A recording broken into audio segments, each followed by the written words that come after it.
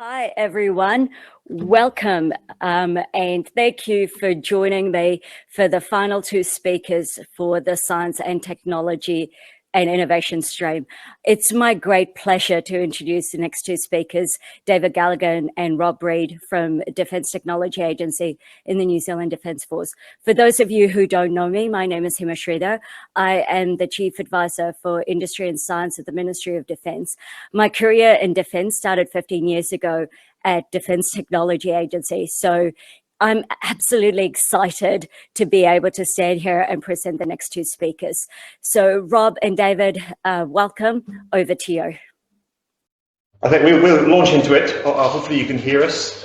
We've got no way of knowing whether you can, so I'll hand off to David to kick into it. Okay. Hello, David Galligan here. Excuse me, Rob, the thing is doing it again. Right, excuse all the technology problems, and we're very much hoping you can hear us. So I'm David Galligan, Group Director EW at DTA, Rob Reid to my left, who's Group Director of C4ISR. Thanks for having us today. I'm going to kick into a hopefully about 20-25 minute talk to talk about DTA and our role in defence S&T and in support in particular of the information domain. You've got our mission up on the first slide there, which will give you an idea of what DTA does. I'm not going to spend any time on that. You can ask about that further if you want as we go through. The next slide I am going to spend a bit of time on is DTA's RS&T role. So you can see up on screen some of the areas that we work in at DTA. DTA is the avenue through which the NZDF maintains currency on near future and emerging science and technology. We shape our research and development participation to align with NZDF strategic and operational guidance, and we deliver knowledge, expertise and experience gained by way of advice, studies, reports, prototypes and/or demonstrations of potential science and technology enhancements through NZ Defence. Much of this work is realised through DTA's external relations and collaborations, many of which are international, and we'll touch on some specific examples in later slides. As anyone who's worked with us should be well aware, our work programme is 100% aligned with NZDF stated requirements. Effectively, NZDF's RS&T requirements are DTA's requirements. We're 100% owned by NZDF. We're effectively a unit within NZDF under BCDF's portfolio, and we have NZDF and MOD as well as prime customers. But we do some specialist work from OGAs from time to time. We've got quite a comprehensive governance structure on top of DTA to ensure that we maintain alignment, we do the right things, and that we prioritise our work carefully. We've got limited resources and we've got a lot of different work that needs doing, so we need to be very careful with what we commit to. We've got a range of thrusts in our longer term planning. Examples include autonomy, AI and space. These are areas where we're kind of bringing new focus, and we've also got a lot of existing foci which we maintain. As I said, we've got relatively small staffing numbers, resourcing. But we also get some provision from projects, the likes of the cyber project, and Navy and the combat area have provided extra staff members to supplement what we have. Our funding is fairly modest by international standards. It does allow us to achieve what we need in conjunction with utilising NZDF sources of both funding and platforms, etc., for our experimentation when required. I'll just give you an example of what we've done relatively recently, working with the likes of the Anzac frigate upgrade to look at what they need from a support point of view. We helped them determine the mission support requirements that they had, and we're actually helping to fulfill those as well in order to make those platforms truly perform a capability, provide a capability rather than just be shining pieces of equipment with keen personnel there. So really trying to make sure that military capability does what it says on the tin. What we pay for is what we get for government. So we've done some really good work there trying to shore that up. We're doing similar, helping Air Force now to understand their mission support needs. So these looking at databases, the information sources and the like to make these systems truly work as best they can. We also have a lot of future focused research going on and looking at the future. Experimentation is a key. So we get out and try new concepts, try to be innovative and try to bring those innovative ideas to NZDF. Actually going and experimenting really gets the rubber hitting the road, and we can understand how things work in reality rather than how they work in some business case or whatever it might be. So really understand things. Very close working with military sponsors throughout to understand the problem, to develop the concepts, and effectively help them help us to work out how things work, and then to deliver new ideas with some experimental results behind them, etc. A key difference for DTA compared to other Five Eyes organisations is the closeness we have to operators and platforms, ensuring we've got relevance and transition into operations. Over to Rob. Okay, as David sort of explained in his opening discussion then, the role the DTAs plays, much of this work that we do is realised through DTA's external relations and collaborations, many of which are international.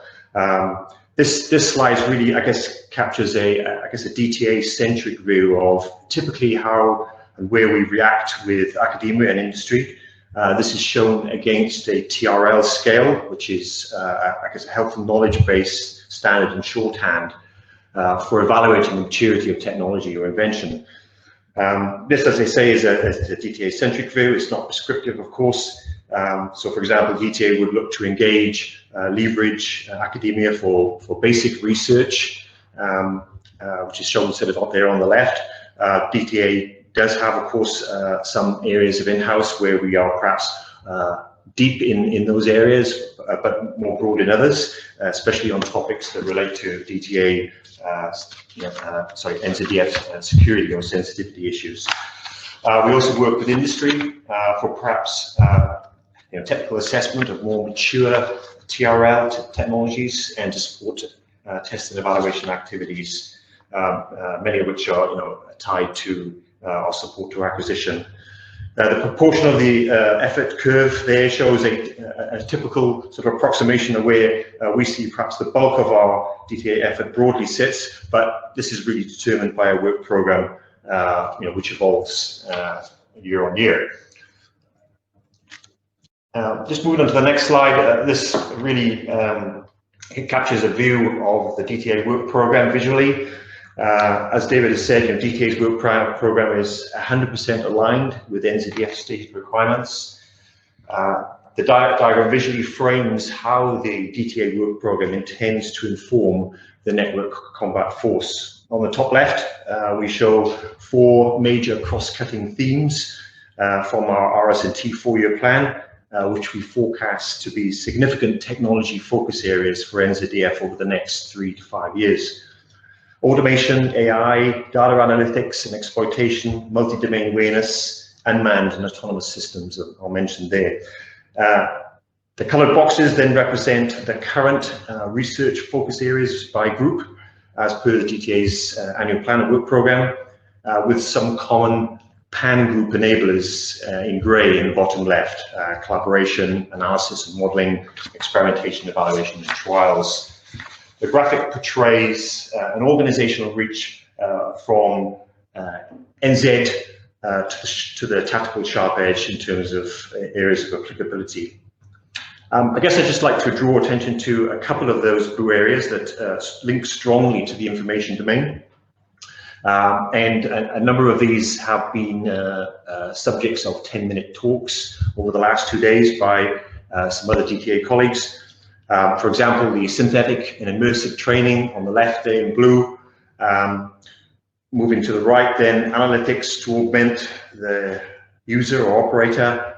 And then on the far right, intelligence sensing for hard targets environment. Down the bottom, cyber protected battle space, next gen assured communications. And David will touch on 2 of the EW ones in a moment.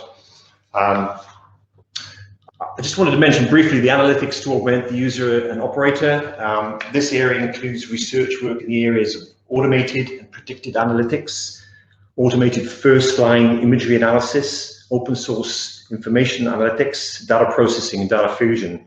A number of those areas are seeking the application of AI and machine learning approaches to those areas.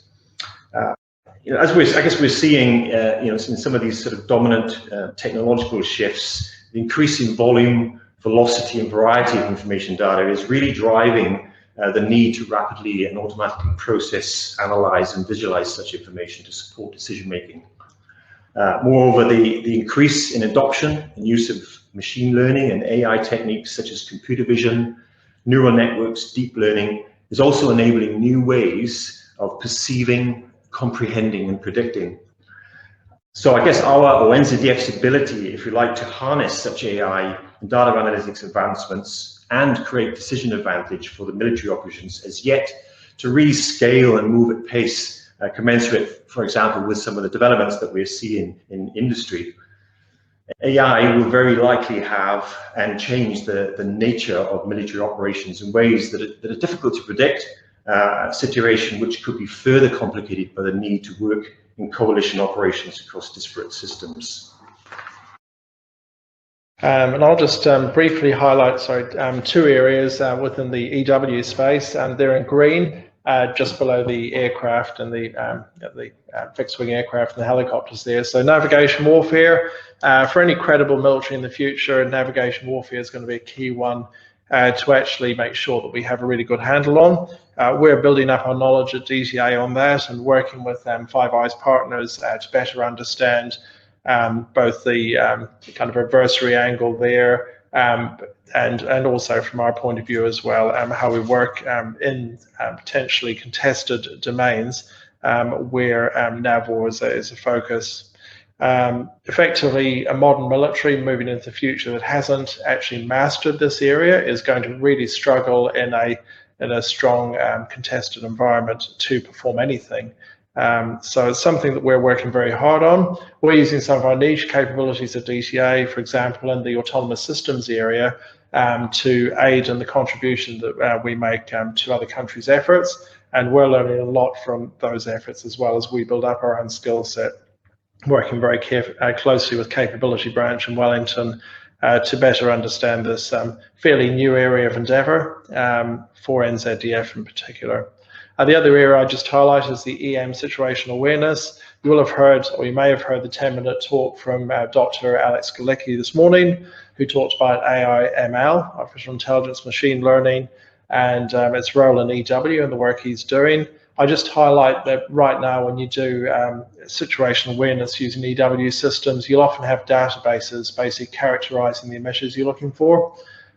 We predict in the future, or even in the very near future, in fact, it's going to be harder and harder to actually use such databases to characterize signals and to find those amongst the signals out there as systems move to different protocols. And effectively, you need to search in a different way. You need to look at the characteristics, the overall form factors, if you like, of the signatures out there, and use AI/ML in the end to help look for those signals and to characterize them. So not using a fixed database, a very different kind of approach.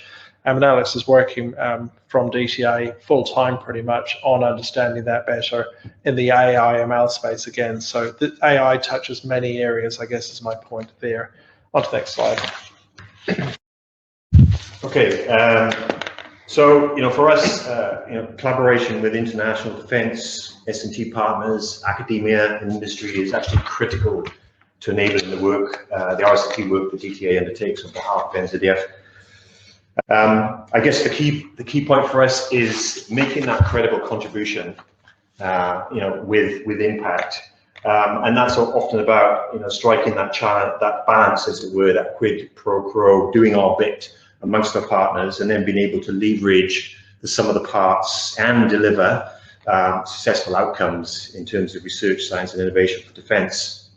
A couple of the examples of international agreements. TDCP is probably kind of a bread and butter area where we've been strongly engaged for a number of years. Other areas include ABCANS, the new responsive space, and also things like square dance. The following slides tend to talk a bit more about some of those examples and bring out some of the detail. I've just put together here, I guess, a smorgasbord, I guess, of some of the recent and in not too distant past sort of academic and industry examples of engagement. For example, we worked with the University of Waikato's Ryan Coe to produce a cyber position paper for defence a couple of years ago that was well received by NZDF. We worked extensively with the University of Canterbury Wireless Research Centre on next generation chaos-based waveforms that offer greater low probability of intercept and detection and jamming capabilities. We are currently scoping some machine learning and deep learning algorithm development with the University of Auckland to support a TTCP strategic challenge, which I can touch on more in a few moments. And we've also worked with Galligan Innovation on a study on quantum computing, communication, and cryptography, looking at the likely impacts of that technology and the challenges to defence. We've also worked with MetOcean on a NZDIA award-winning software product that supported amphibious landing operations, provided a go and no-go decision-making capability. And very recently worked with Microsoft and Aware Group on utilizing cloud technology for specific open source analysis use cases. Okay, so I'm going to talk a little bit about TCP as one of the prime examples of the means by which DTA really leverages that international environment and collaboration space. And after that, we'll give some examples of specific endeavors that we've got going under TCP so you can get a feel for how we work and what we're doing. So first off, some of you may have heard of TCP, many probably haven't. As this slide says, it's a defence science and technology collaboration between Australia, Canada, New Zealand, UK and US. Its history stretches back to just after World War II, where the US and UK got together for this purpose.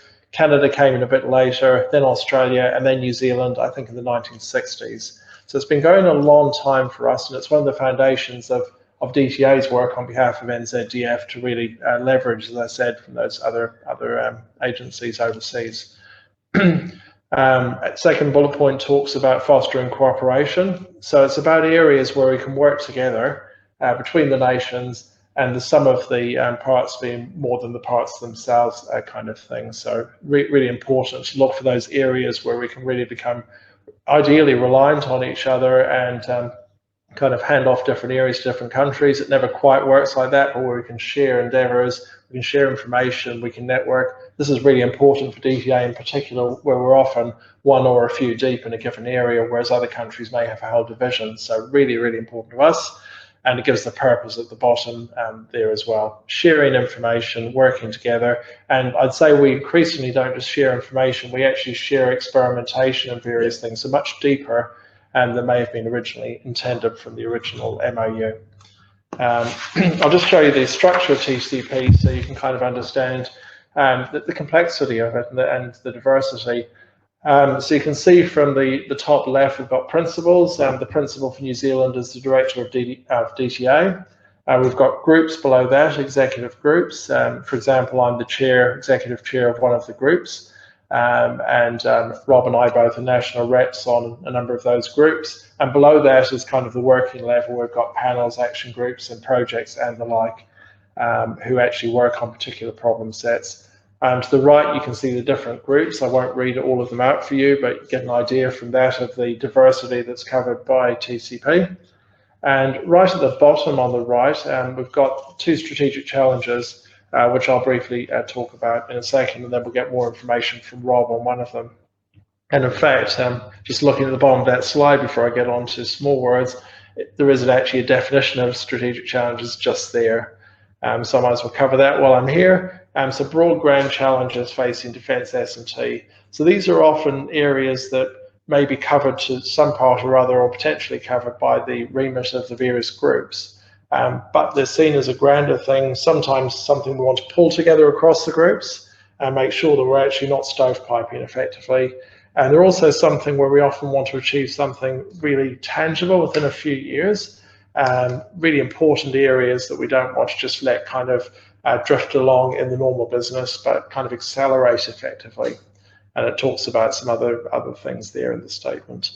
So I'll just say a few things about TCP, and then we'll move on to Rob with a specific example. I just say when we get down to the panel level and below, we start to get into the real works of TCP. We've got the likes of collaborative projects, which are typically a few years. We'll work on a particular problem, and we'll have a defined plan for that with milestones, etc., and deliverables, and who's going to get involved, etc. We can actually do project arrangements where we commit very specifically to provide certain resources to do certain things. So if we want to be certain about an outcome, then that's the nearest thing to a contract. But this is very easy to do because we've got an MOU top covering everything we're doing. So that's really useful. We can work up to the highest classification levels.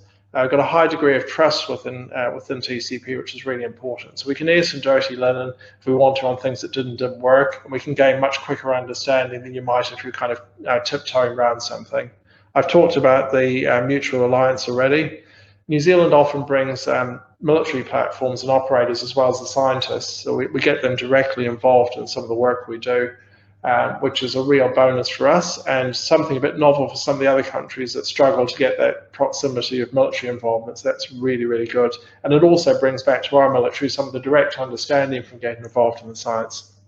The other thing I'd say before we move on is this MOU supports engagement of other government agencies. It also supports us to bring contractors in from industry, academia, etc., where that's appropriate. So it is an avenue for more to get involved under the umbrella that we can provide. So if there is some mutual area we can work on in the future, this is something we could talk about offline, but it does have that capability. So I'll go to Rob for a specific example. Yeah, and this is probably an excellent example where we would like to do just that, potentially over the next couple of years, i.e. involve industry and academia to a degree. So this is one of the strategic challenges in the TDCP. It's focused on AI. It's a 3-year TDCP program. It's currently going through a technical program definition with the 5 nations. And the vision of that really, as stated there, is to position the TDCP nations for the rapid, safe and ethical adoption of trustworthy, rationalized AI-enabled military capabilities. A bit of a mouthful, but I think you get the gist. And it's going to look at military capabilities across 5 capability pillars, which are the top part of the diagram on the right. So these are, in effect, vehicles, if you like, to explore and learn things about AI, and then they're really centered around military capabilities.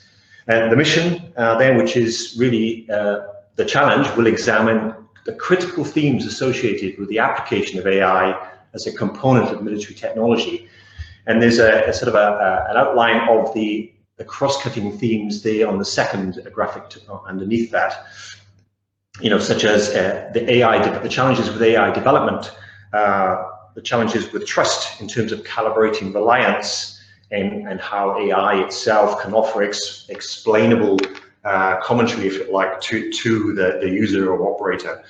And then there's also the ethical and legal aspects, and you know, having that greater understanding of what those nitty-gritty ethical and legal issues are, and then also things like operational effectiveness. I mean, what is fundamental here to this challenge is that, you know, does AI really add value at a decision advantage where it should, or is it just seen as an encumbrance?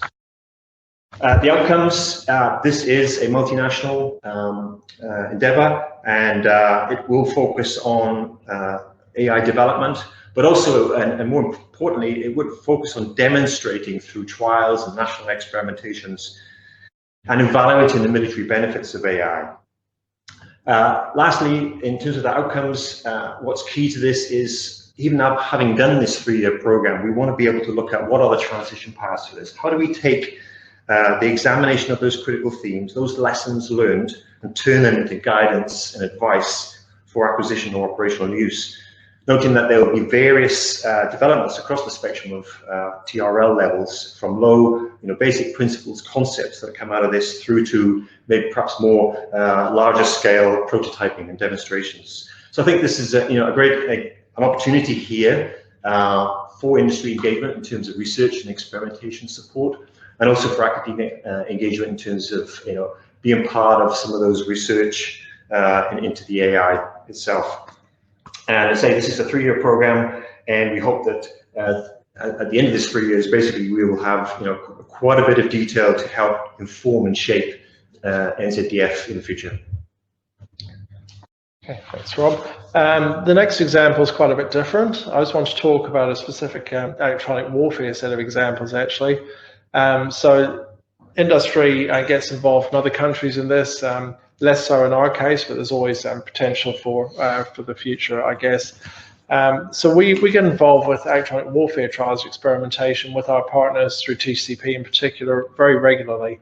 NZDF is a small electronic warfare kind of cadre, and we need to get out of the wide world and test against others' capabilities and in concert with those other scientists. TCP allows us to do that. We've got a specific example of the anti-ship threat countermeasures project arrangement that we're on, for example, where we regularly take ships and aircraft out to trials, and we experiment with our EW capabilities and those of others.